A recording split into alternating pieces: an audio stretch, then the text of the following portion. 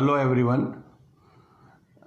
Last લેક્ચરની અંદર આપણે પૃથ્વીની સપાટીથી ઊંચાઈ સાથે ગુરુત્વ પ્રવેગમાં થતા ફેરફારોની ચર્ચા આપણે કરી, એનું સૂત્રની પણ ચર્ચા કરી અને આપણે જોયું કે એચ ઇઝ લેસ જો આરી જેટલું હોય તો ત્યારે પણ એ પૃથ્વીની સપાટીથી એચ ઊંચાઈએ ગુરુત્વ પ્રવેગ કેટલું હોય એનું સૂત્ર આપણે મેળવી શકાય.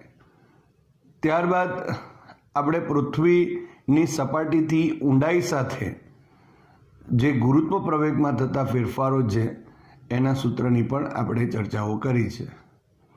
આપણે જોયું કે પૃથ્વીની સપાટી ઉપર ગુરુત્વ પ્રવેગનું મૂલ્ય એ અચળ છે, જે જી અથવા તો G E is equal to 9.8 metre per second square જેટલું લગભગ હોય છે. અને જ્યારે પૃથ્વીની સપાટીથી આપણે ઊંચાઈ ઉપરની તરફ એટલે ઊંચાઈ જો લઈએ તો અને પૃથ્વીની સપાટીથી ઊંડાઈ લઈએ તો પણ જે ગુરુત્વ પ્રવેગના મૂલ્યો છે એમાં ઘટાડો થતો હોય છે. તો અત્યારે આપણે એ જે પૃથ્વીના અંદર અને બહારના જે વિસ્તાર છે એની અંદર ગુરુત્વ પ્રવેગમાં થતા જે ફેરફાર છે એને આલેખ દોરીને સમજીએ કે એનો જે ફેરફાર છે તે કઈ રીતે થાય. તો સૌપ્રથમ આપણે પૃથ્વીના અંદર આપણે વિચારીએ તો પૃથ્વીના અંદરના વિસ્તારમાં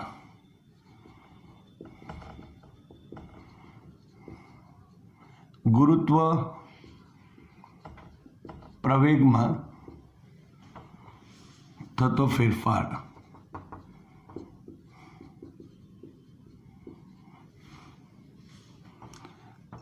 અહીંયા આપણે એક આકૃતિ દ્વારા સમજીએ કે ધારો કે આ પૃથ્વી છે અને આ જે પૃથ્વી છે એ પૃથ્વીની અંદરના વિસ્તારમાં જો આપણે અહીં કેન્દ્ર લઈએ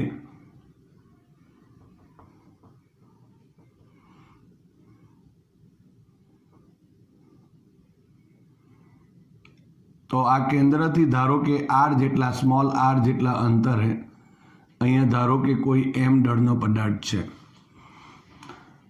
આ પી બિંદુ પાસે આપણે આવી ચર્ચાઓ કરી જ છે અને અહીંયા આ જે ત્રિજ્યા છે એ પૃથ્વીની ત્રિજ્યાને આપણે આરી કીધું છે. આ પૃથ્વીની સપાટી કહેશું.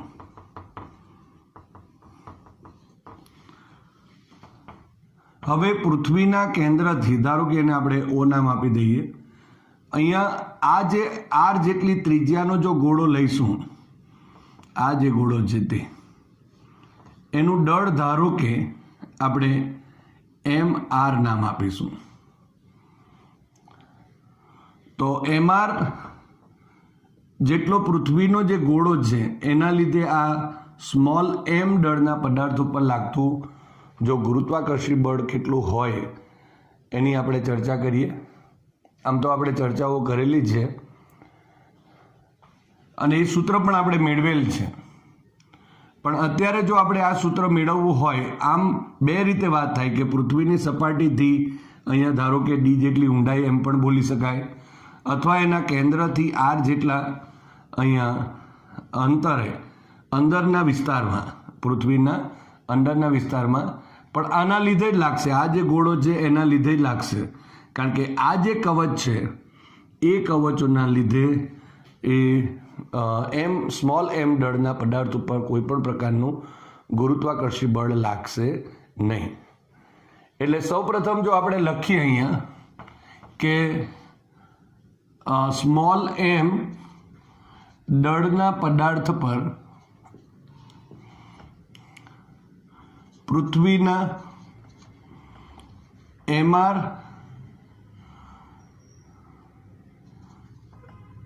દળને લીધે લાગતું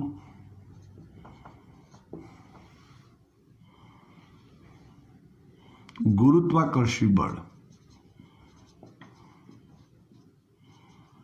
તો આપણે એફ લખી દઈએ તો F is equal to G M R into small m divided by r square થશે. જ્યાં અહીંયા આપણે જો લખવું હોય તો લખી શકાય જ્યાં small R is less than R E થશે. આરઈ કરતાં જે સ્મોલ આર છે તે નાનું છે અહીંયા. હવે જો કેપિટલ MRની કિંમત શોધવી હોય તો MR ઇઝ ઇક્વલ ટુ, આપણે આગળ પણ ચર્ચા કરી છે, દળ બરાબર ઘનતા ગુણ્યા કદ. તો અહીંયા લખી શકાય 4/3 અને પાઈ r³ ઇન્ટુ રો. આ કદ થયું, કદ ગુણ્યા ઘનતા બરાબર અહીંયા દળ થશે. સો અહીંયા F ડિવાઇડેડ બાય આ સ્મોલ m લખી દો તો ઇઝ ઇક્વલ ટુ G અને divided by r², G divided by r². MRની કિંમત લખીએ તો 4/3 પાઈ r³ ઇન્ટુ રો જેટલું થશે. હવે r² અહીંયાથી કેન્સલ કરી નાખીએ અને અહીંયા F/m આવે છે જે પ્રવેગ દર્શાવે છે. અહીંયા આપણા પાસે જે સ્મોલ m દળનો જે પદાર્થ, એના ઉપર પૃથ્વીના MR દળના લીધે જે લાગતું ગુરુત્વાકર્ષી બળ F છે ડિવાઇડેડ બાય m, એટલે ઉત્પન્ન થતો પ્રવેગ પણ ગુરુત્વ પ્રવેગ છે. પરંતુ અહીંયા આપણે એનું નામ આપીશું GR, એટલે કે આરના સંદર્ભમાં અહીં આપણને મળે છે. તો 4/3 અને પાઈ G રો, આ 4/3 pi G into rho into R થશે. તો આ જે ગુરુત્વ પ્રવેગ છે એનું મૂલ્ય આપણને મળે છે.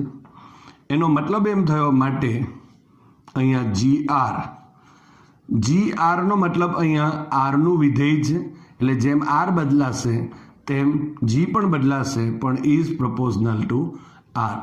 એટલે કે અહીં આપણે એમ કહી શકાય કે પૃથ્વીના અંદરના વિસ્તારમાં જે ગુરુત્વ પ્રવેગનું જે મૂલ્ય છે એ પૃથ્વીના કેન્દ્રથી અંતર આરના સમપ્રમાણમાં છે એમ આપણે કહી શકાય.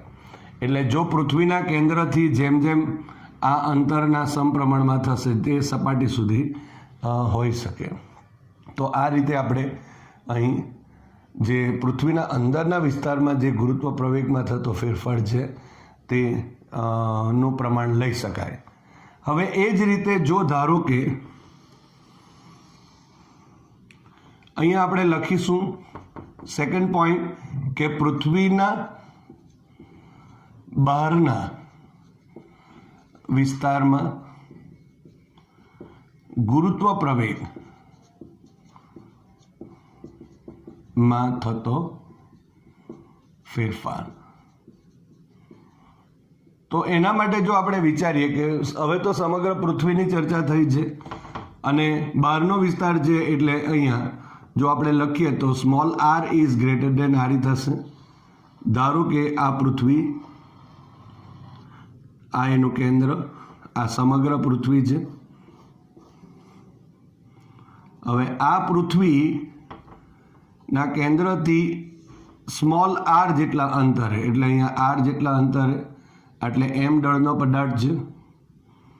અને બિંદુ P પાસે જો આપણે વિચારીએ તો અહીંયા પણ બળની ચર્ચા કરી શકાય, પરંતુ અહીંયા જે દળ હશે એ ME કહેવાશે. એટલે માસ ઓફ અર્થ આપણે એવું કહી શકાય. ME નો મતલબ શું થશે? આ સમગ્ર પૃથ્વીનું દળ અહીંયા જે કેન્દ્ર O છે ધારો કે એના પર જાણે કે કેન્દ્રિત થયું હોય એમ આપણે ગણી શકીએ. અત્યારે જે બીજું દળ જે છે એ બીજું દળ આ પૃથ્વીના બહારના વિસ્તારમાં છે. અહીંયા કન્ડિશન જો કહીએ તો એ R is greater than RE આપેલ છે. એટલે કહેવાનો મતલબ એક જ છે કે અહીંયા પૃથ્વીની ત્રિજ્યા જો આપણે લખીએ તો આ જે પૃથ્વીની ત્રિજ્યા RE કહેવાય અને સ્મોલ rની કિંમત એના કરતાં મોટી છે.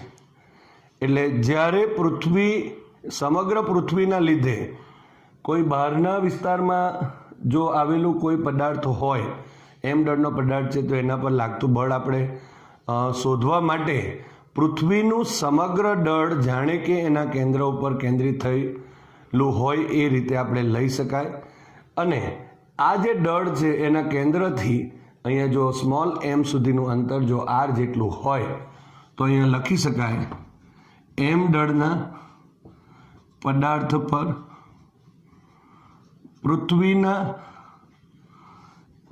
ME દળને લીધે લાગતું ગુરુત્વાકર્ષી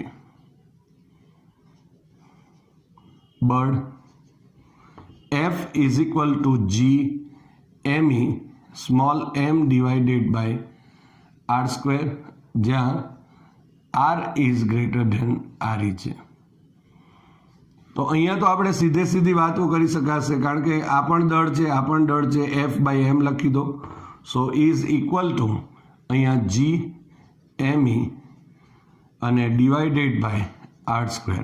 આ પણ અચળ છે, માટે અહીંયા GR લખીશું અને is equal to GME divided by r square. So અહીંયા GR ઇઝ પ્રપોઝનલ ટુ, અહીંયા પહેલાં તો આ સૂત્ર આપણે જોઈ લઈએ, એ 1/r સ્ક્વેર થશે. એટલે એમ કહી શકાય કે પૃથ્વીના બહારના વિસ્તારમાં ગુરુત્વ પ્રવેગમાં થતો ફેરફાર એ આરના વર્ગના વ્યસ્ત પ્રમાણમાં હોય. એટલે કે કેન્દ્રથી અંતર જે છે એ અંતરના વર્ગના વ્યસ્ત પ્રમાણમાં હોય છે, એમ આપણે કહી શકાય. તો હવે આપણી પાસે 3 પદો મળે છે. એક તો અંદરના વિસ્તારમાં, એક પૃથ્વીની સપાટી ઉપર, અને ત્રીજો પોઈન્ટ જો આપણે કહીએ તો પૃથ્વીની બહારના વિસ્તારમાં. અને સપાટી પર આપણે જાણીએ છીએ કે ગુરુત્વ પ્રવેગનું મૂલ્ય એ અચળ હોય છે, 9.8 મીટર પર સેકન્ડ સ્ક્વેર જેટલું હોય.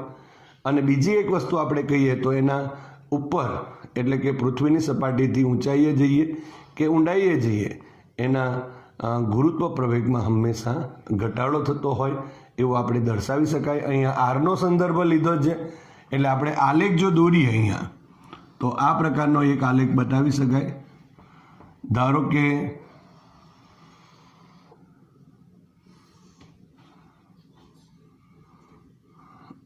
આ રીતે વાય અક્ષ પર આપણે GR લઈએ, એટલે કે ગુરુત્વ પ્રવેગનો આરમાં થતો ફેરફાર, કેન્દ્રથી અંતરમાં થતો જે ફેરફાર છે તેને આપણે R વડે દર્શાવેલ છે. અહીંયા કેન્દ્ર O કહેવાશે, અહીંયા R. તમે જોઈ શકો છો કે કેન્દ્ર ઉપર આ જે મૂલ્ય છે એ 0 હોય છે, એટલે અહીં ગુરુત્વ બળ લાગતું નથી, ગુરુત્વાકર્ષી બળ લાગતું નથી. ધારો કે આ જગ્યા ઉપર આપણે small r is equal two RE કહીએ. Small r is equal two RE નો મતલબ એમ થાય કે આ પૃથ્વીની સપાટી છે, કેન્દ્રથી આટલું અંતર છે તે RE જેટલું થયું. તો અહીં જો આપણે કહીએ તો ગુરુત્વ પ્રવેગનું મૂલ્ય સૌથી વધારે હશે.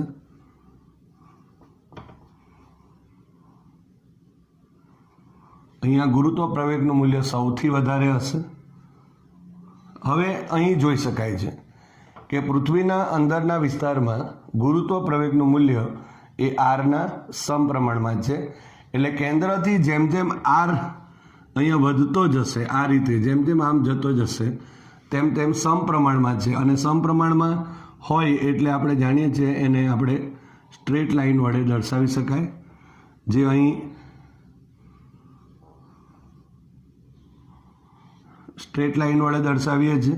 અહીંયા લખવું હોય તો લખી શકાય R is less than RE માટે જ. અને અહીંયા આપણે લખીશું GR is proportional to R થશે. એટલે સમપ્રમાણતાનો મતલબ જ થાય અહીં સુરેખા મળે. અને અહીં પૃથ્વીના બહારના વિસ્તારમાં જે ગુરુત્વ પ્રવેગમાં થતા ફેરફાર આરના સંદર્ભમાં, કેન્દ્રથી અંતરના સંદર્ભમાં એ આરના વર્ગના વ્યસ્ત પ્રમાણમાં હોય. અને વ્યસ્ત પ્રમાણમાં હોય એટલે R is greater than RE માટે જો આપણે વિચારીએ તો એ વ્યસ્ત પ્રમાણને આપણે આ રીતે આમ દર્શાવી શકાય. અહીંયા લખવું હોય તો લખી શકાય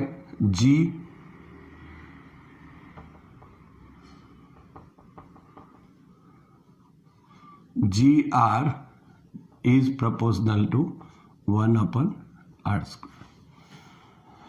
તો આ રીતે આપણે અહીં જોઈ શકાય છે. અહીં તમે R = RA માટે RE માટે જે ગુરુત્વ પ્રવેગનું મૂલ્ય એ સૌથી વધારે છે, મહત્તમ મૂલ્ય મેળવી શકાય. તો આ રીતે આપણે આલેખ દ્વારા પણ જે ગુરુત્વ પ્રવેગમાં થતા જે ફેરફારો છે એને સમજાવી શકાય. હવે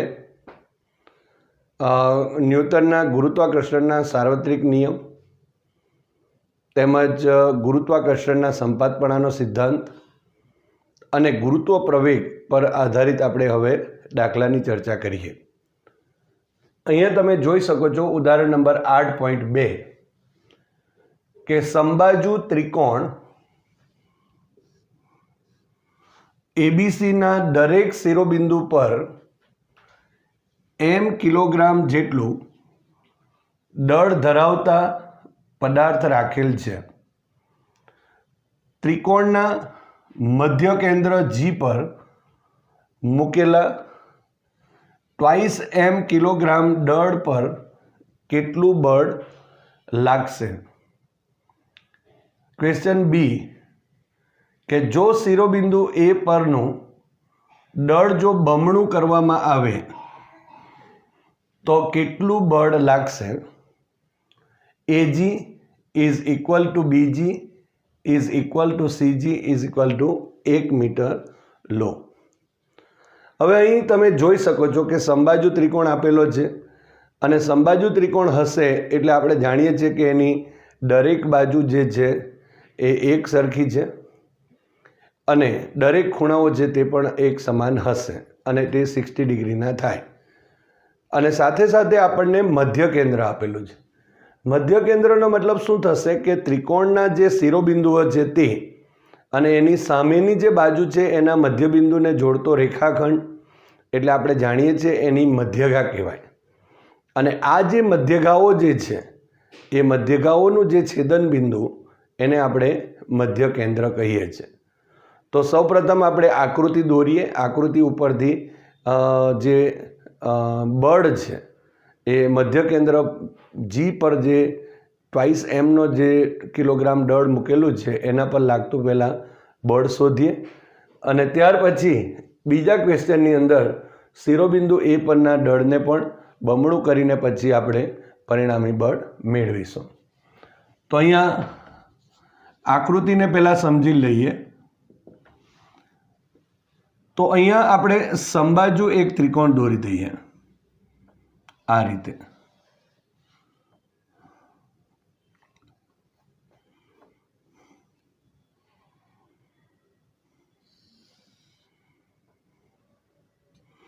અહીંયા સમબાજુ ત્રિકોણ છે. હવે આ A, B અને C થશે. હવે આનું મધ્યબિંદુ છે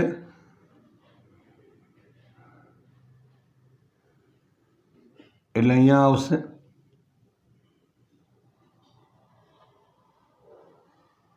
આ એક મધ્યગા થઈ.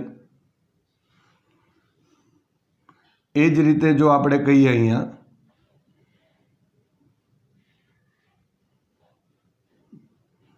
તો આ બીજી મધ્યગા આપણે દોરીએ આ રીતે અને આ ત્રીજી મધ્યગા થશે. ધારો કે આ જે બિંદુ છે એને આપણે અહીં G નામ આપીશું.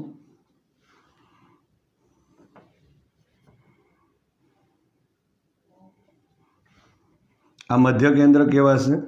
અહીં આપણે લખી શકીએ P, Q અને R એવું લખી શકાય બિંદુ આપીએ તો. હવે ધારો કે આ મધ્ય કેન્દ્રમાંથી પસાર થતો અક્ષ છે એને આપણે X અક્ષ કહી દઈએ. એટલે કે આ રીતે આપણે X અક્ષ ધારી લઈએ તો આ X થશે, આ X ડેશ થશે. એ જ રીતે અહીં ઉપરના ભાગમાં જો આપણે વિચારીએ તો આ Y અક્ષ થશે અને આ જે અક્ષ થશે એ Y ડેશ અને X ડેશ અક્ષ આપણને મળે છે. હવે અહીં આ જે એ થી જીનું અંતર, બી થી જીનું અંતર અને સી થી જીનું અંતર જે અહીં તમે જોઈ શકો છો 1 મીટર જેટલું છે. અહીંયા બિંદુ શિરોબિંદુ એ પાસે એમ દળનો પદાર્થ છે, અહીંયા પણ એમ દળનો પદાર્થ છે અને અહીં એમ દળનો પદાર્થ છે. અને આ જે મધ્ય કેન્દ્ર છે એના ઉપર જે દળ છે તે ટ્વાઇસ એમ કિલોગ્રામ જેટલું છે. એટલે અહીંયા હું લખી દઉં છું ટ્વાઇસ એમ જેટલું દળ છે. હવે આપણી પાસે મધ્ય કેન્દ્ર જી પર લાગતું જે બળ છે તે શોધવાનું છે. એટલે આ એ પરના એમ દળને લીધે પણ લાગશે, બી પરના બિંદુ બી પરના એમ દળને લીધે પણ લાગશે અને સી બિંદુ સી પરના એમ દળને લીધે પણ અહીં બળ લાગશે. એનો મતલબ કે અહીં ગુરુત્વાકર્ષણના સંપાતપણાના સિદ્ધાંતનો ઉપયોગ કરવો પડશે. હવે જો આપણે એની દિશા જો દોરી દેવી હોય તો અહીંયા એ પરના દળ એમના લીધે અહીં ટ્વાઇસ એમ પર લાગતું બળ હોય તો એની દિશા આપણે આ રીતે આવશે. જેના લીધે લાગે છે એની દિશા તરફ આવશે, આ તરફ આવશે. તો આ જે બળ છે એને આપણે એફ અહીંયા જી એ નામ આપીશું. એટલે કે એ બિંદુ પરના દળના લીધે મધ્ય કેન્દ્ર પર લાગતું બળ. અહીંયા આ તરફનું એક બીજું બળ બતાવી દઈએ આ રીતે. તો આ જે બળ મળશે એ બી પરના એમને લીધે અહીંયા ટ્વાઇસ એમ પર લાગશે, એ આટલે આ બળ એને આપણે એફ જી બી કહી શકાય. અને અહીંયા સી પરના એમના લીધે અહીંયા લાગતું બળ તો એની દિશા આ રીતે આપણે બતાવી શકીએ, જેને આપણે એફ જી સી સદિશ કહીશું. હવે અહીં તમે જોઈ શકો છો કે આ જે બળ જે છે તે તો વાય અક્ષ પર જ છે, પણ આ જે બળ છે એ ચોથા ચરણમાં છે અને આ જે બળ છે એ ત્રીજા ચરણમાં છે. એટલે પહેલાં તો અહીંયા આપણે એમ કહી શકાય કે આ આખો જે ખૂણો છે એ જો ખૂણો અહીંયા 60 ડિગ્રીનો થશે, આ જે ખૂણો છે એ પણ 60 ડિગ્રીનો આખો થશે અને આ ખૂણો પણ 60 ડિગ્રીનો થશે. પરંતુ જો વિચારીએ તો આ જે ખૂણો અહીંયા જે બીજો ખૂણો છે એ 30 ડિગ્રીનો થશે, આટલેથી આટલો ખૂણો, અને આ ખૂણો પણ 30 ડિગ્રીનો જ થશે. પણ આ જો 30 ડિગ્રીનો ખૂણો થશે એટલે તો અહીં જો આપણે કહેવું હોય તો આ ખૂણો પણ અહીં 30 ડિગ્રીનો થશે. ફરી એકવાર અહીં આ રીતે જો અહીંયા 60 ડિગ્રીનો થશે તો આ ખૂણો અહીંયા 30 ડિગ્રીનો થશે અને આ જો 30 છે તો આ એ 30 ડિગ્રીનો થશે. પણ આ ખૂણો પણ આપણે જાણીએ છીએ તે પ્રમાણે અહીં 30 ડિગ્રીનો થશે, યુગ્મકોણની જોડ. તો આ રીતે આપણે અહીં આ ખૂણો જો 30નો હશે તો આ ખૂણો પણ અહીંયા બે સમાંતર છે એની છેદિકા કહેવાશે, અહીં પણ બે સમાંતર કહેવાય એની આ છેદિકા કહેવાશે. તો આ 30 છે તો અહીંયા પણ 30નો ખૂણો બનશે.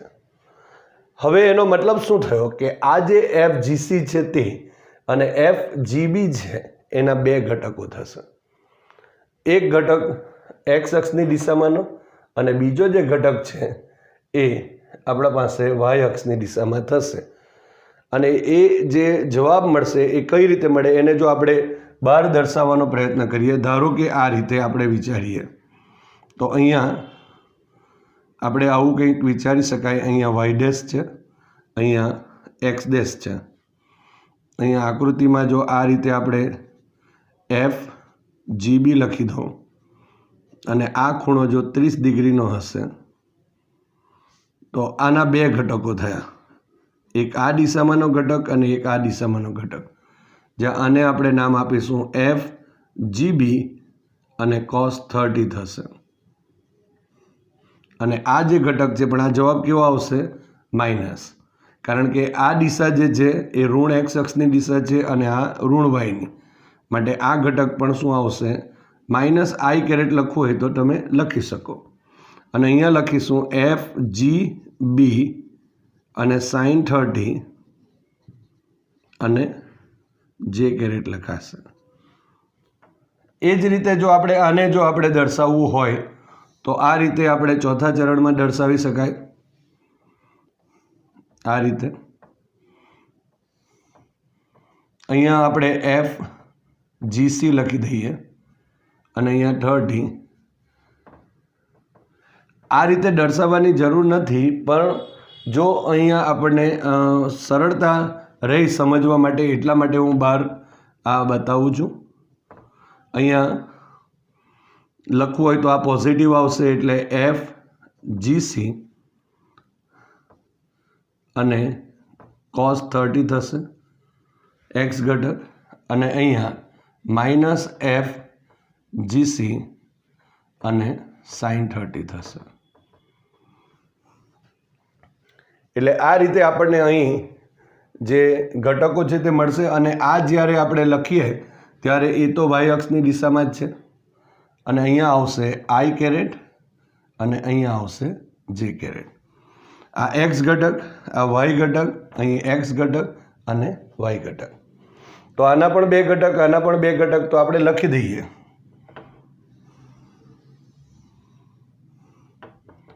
કે આકૃતિમાં દર્શાવ્યા મુજબ જે સમબાજુ ત્રિકોણ નું મધ્ય કેન્દ્ર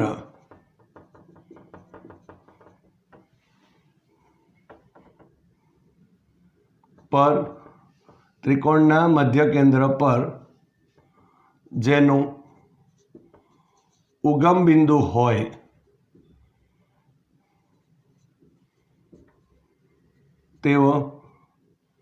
તેવા યામાક્સ પદ્ધતિ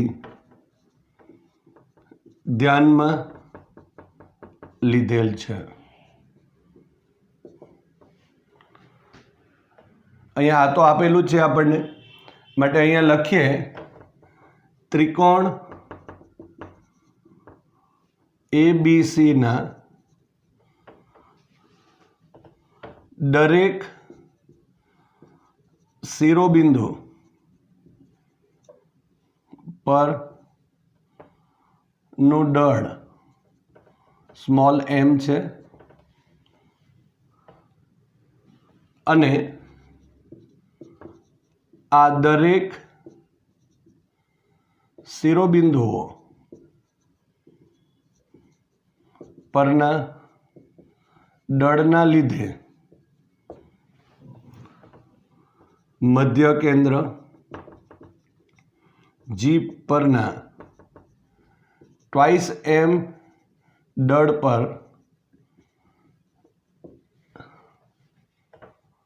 લાગતા બળો. અહીંયા જો આપણે લખીએ, પહેલું જો લખીએ તો FGA એટલે એનું મૂલ્ય, એટલે FGA એટલે એનું મૂલ્ય, અને એની દિશામાંનો એકમ સદિશ એટલે J કેરેટ. આ જોઈ શકાય છે. અને એના માટે લખવું હોય તો is equal to G m into twice m divided by અહીંયા 1 સ્ક્વેર, કારણ કે અહીંયા AG is equal to BG is equal to CG એટલે આ બેની વચ્ચેનું અંતર થયું, અને અહીંયા J કેરેટ લખાશે. હવે FGB લખીએ.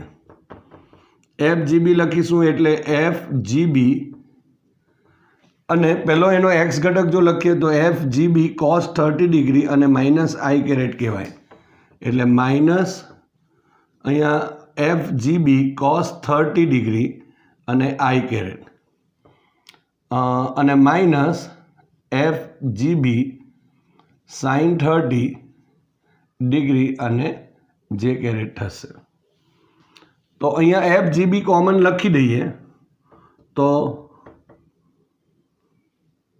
G m ટ્વાઇસ m એ પણ એ જ આવશે, અને 1 સ્ક્વેર કૌંસમાં minus cos 30 degree I caret minus sine 30 degree અને J કેરેટ થશે.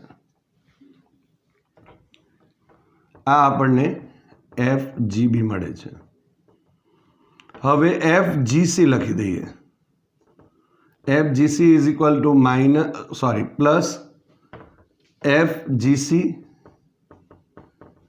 cos 30 ડિગ્રી અને I કેરેટ માઇનસ FGC અને sin 30 અને J કેરેટ થશે. તો આ રીતે આપણે અહીં લખી શકાય. હજુ આની કિંમત લખવી હોય તો GM ટ્વાઇસ M અને ડિવાઇડેડ બાય 1/2. તમે જોઈ શકો છો કે આ જે પદ છે એ બંનેમાં GB છે. GB એટલે કોમન જ આપણે લખી દીધું અને અહીંયા પણ આપણે GC અને GC કોમન છે તે લખી દીધું અને કાઉન્સમાં આવશે cos 30 degree I caret minus sin 30 degree અને J કેરેટ થશે.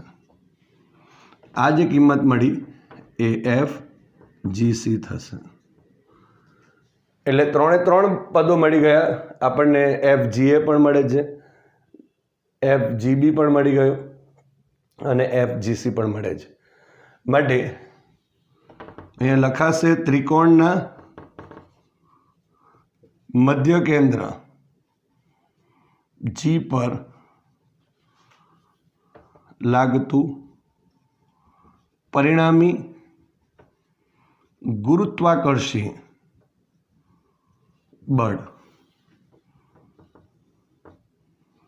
તો અહીંયા FG નામ આપી દઈએ અને ઇઝ ઇક્વલ ટુ FGA સદિશ પ્લસ FGB સદિશ પ્લસ FGC સદિશ થશે.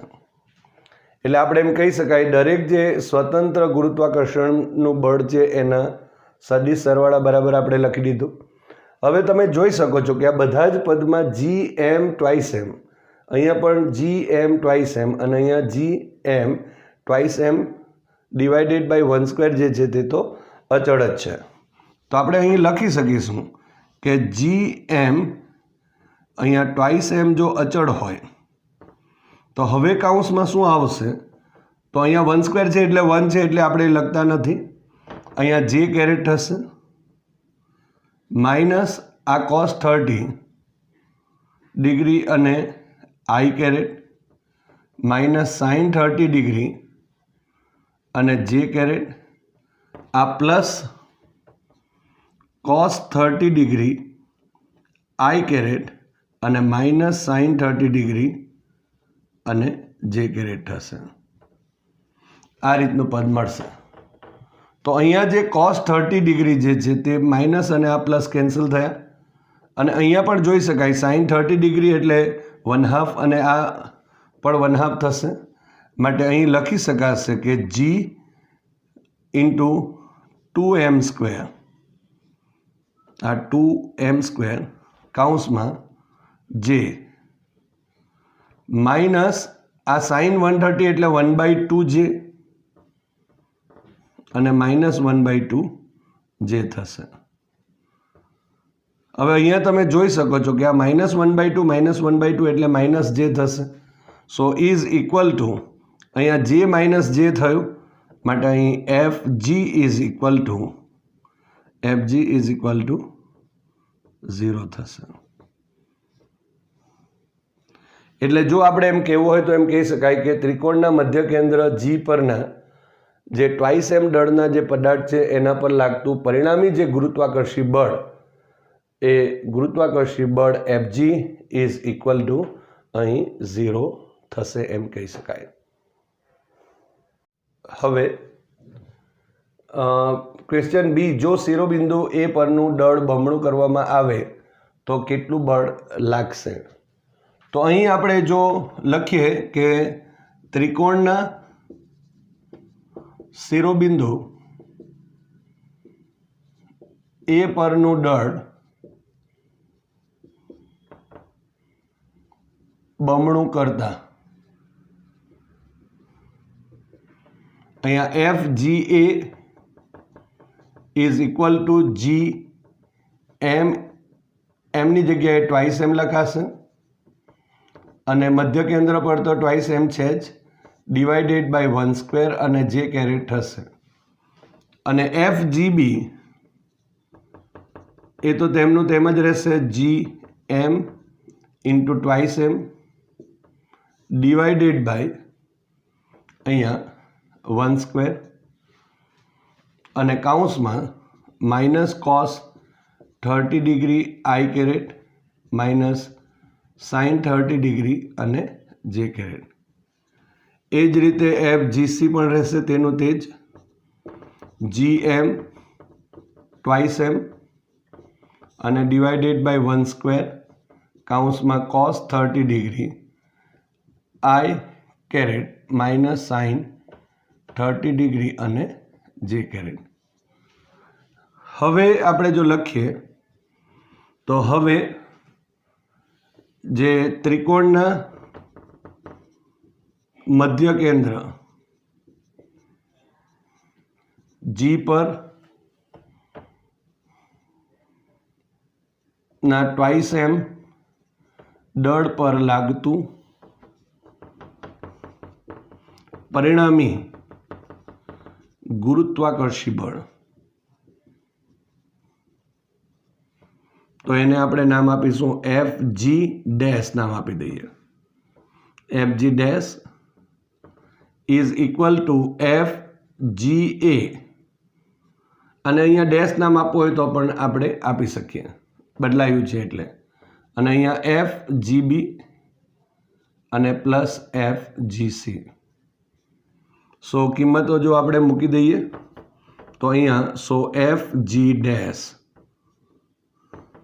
ઇઝ ઇક્વલ ટુ, બધામાંથી આપણે જો લખીએ અહીંયા તો જી એમ ટ્વાઇસ એમ તો અચળ જ છે, તો અહીંયા લખી શકાય કે જી એમ ટ્વાઇસ એમ અચળ છે ડિવાઇડેડ બાય 1/2 કાઉન્સમાં અહીંયા 2 જે થશે, આ 2 અને એક જે થશે, minus cos 30 degree I caret minus sine 30 degree અને જે કેરેટ.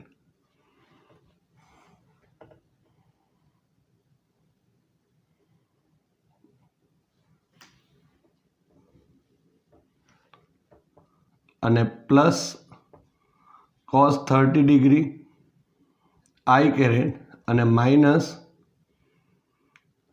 અહીંયા સાઇન 30 ડિગ્રી અને જે કેરેટ. જે કિંમતો હતી તે આપણે મૂકી દીધી.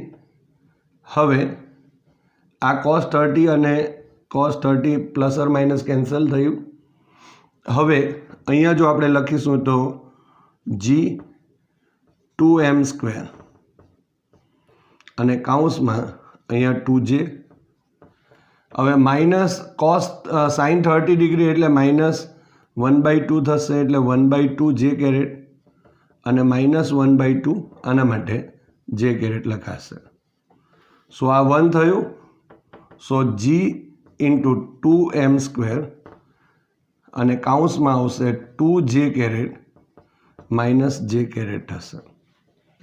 આ રીતે તો અહીંયા જે જવાબ મળશે તે હવે માટે F G dash is equal to 2gm². આ એક તરફ થઈ જશે એટલે જે કેરેટ થશે.